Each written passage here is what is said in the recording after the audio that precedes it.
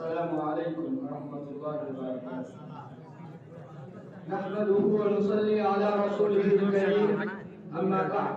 جناب صدر عالی مرتبت اور ہم نشینان محفل، آج کی اس رنگ و نور بھری محفل میں موجود خطابت ہے اسلامی عدل و انصاف. عزیز ساتھیوں، اسلام ایک عدل کرم تھا جو ایک سارے عرب سے اٹھا اور دنیا کے چپے چپے پر برسا اور دشت و جبل صحرا و بن کی تقریب کیے بغیر ہر خطۂ ارض کو سیراب کیا. وہ ایک باد بہاری تھی جو خزاں رسیدہ باد انسانیت میں چلی اور عرب و عجم ترک و تاتار زنگ و فرنگ کی تمیز کیے بغیر تمام بنی نوع انسانی کو نہال اور شاد کام کر گئی.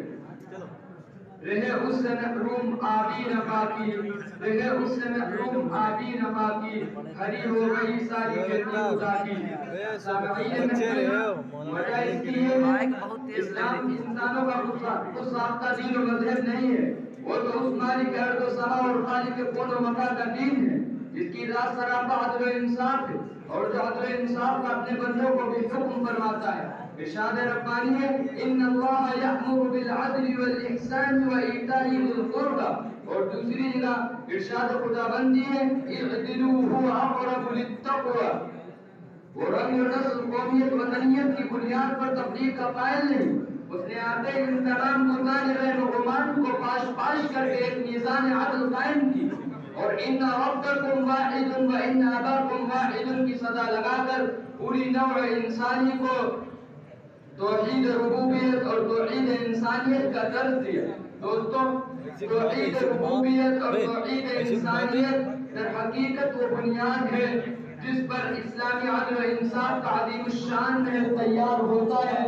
یہی وہ حیا کا پیغام عدل و انصاف ہے جس نے رنگ و نسل قوم و وطن کی تفریق مٹا دی اور خوف خدا اور تقوی کا معیار قائم کیا. قرآن کی چوٹیوں سے چمکنے والی یہی وہ کرن ہے جس نے ظلم و ستم، حق تلفی اور ناانصافی کے طویل پردوں کو چاک کیا اور سماج میں دبی کچلی صرف نازک کو عدل انصاف عطا کر کے اس کا مقام بلند کیا. حتیٰ کہ نماز جیسی اہم ترین عبادت میں محمود آیات کو ایک ہی سب میں کھڑا کر دیا.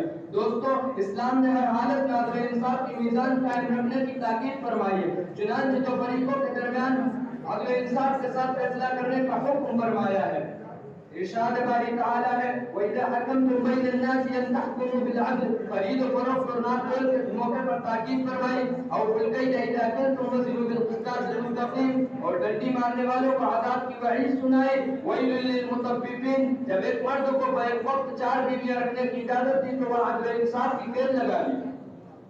وَإِنْ خِفْتُمْ أَلَّا تَعْدِلُوا فَوَاحِدَةً. اور امام عادل جو عدل انصاف کے ساتھ حکمرانی کرتا ہو اس کو عرش بری کے سائے کی خوشخبری سنا کر عدل و انصاف کی اہمیت مزید اور اجاگر کر دی. سبق پھر پڑھ صداقت کا، عدالت کا، شجاعت کا، لیا جائے گا تجھ سے کام دنیا کی امامت کا. وما علینا